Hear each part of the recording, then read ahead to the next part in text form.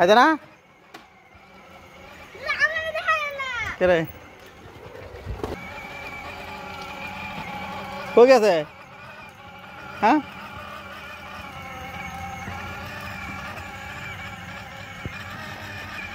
সারামণি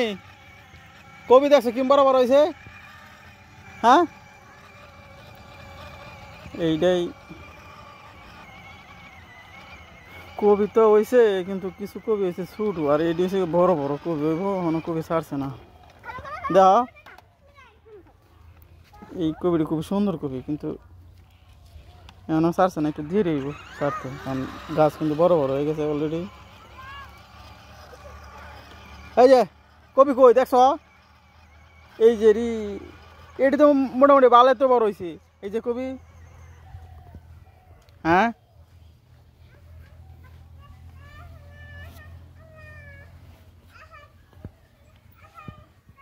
এই যে কবি দেখা যায় বালা কি দিত হ্যাঁ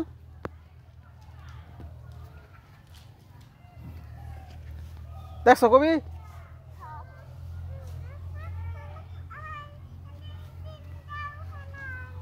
দেও দেও একটা ভাতা দাও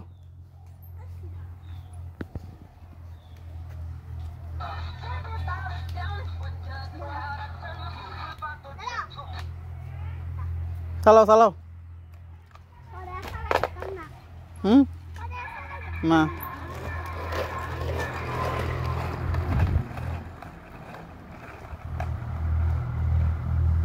আয়ো আবার হে এখান থেকে আয়ো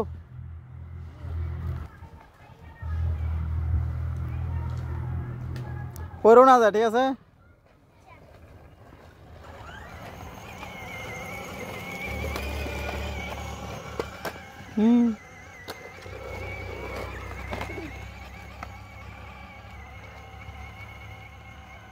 সারামণি যারামণি কো ঘুমাইতেছে ঘুমাইতেছে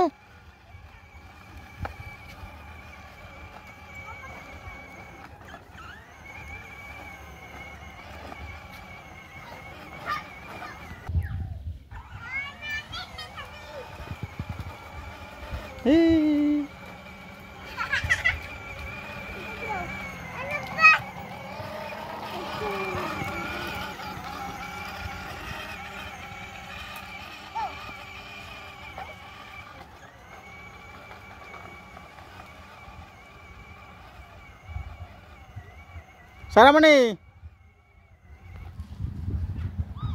আফারো টাক আইতে টাক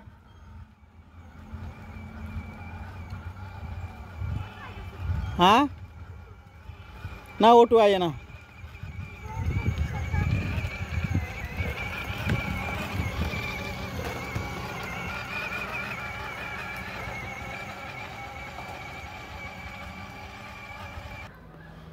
বর্তমান এসব খুবই বেশি একটা দাম নাই কারণ কালকে বাজার গেছিলাম তো সাইডটা ব্যস্ত আছে 30 টাকা সাইডটা কবি 30 টাকা দাম আসলে খুবই সস্তা কবি এসব কবি তো এখন বর্তমান বাজার নেই তাহলে খুবই মানে দামই পাওয়া যেত না এই কবির মধ্যে কিন্তু ছোটো কবি স্বাদ বেশি খাইতে বর্তমান বাজারে এত সস্তা কবি বলার বাইরে কারণ বর্তমান আজকে চারটা কবি বেচে 30 টাকা মানে মোটা কি কইতাম 6 টাকা 7 টাকা গুট কবি এই কারণে কিন্তু কবি বর্তমান গৃহস্থ করে কিন্তু সুখ নেই মানে এই কোনো লাভ নাই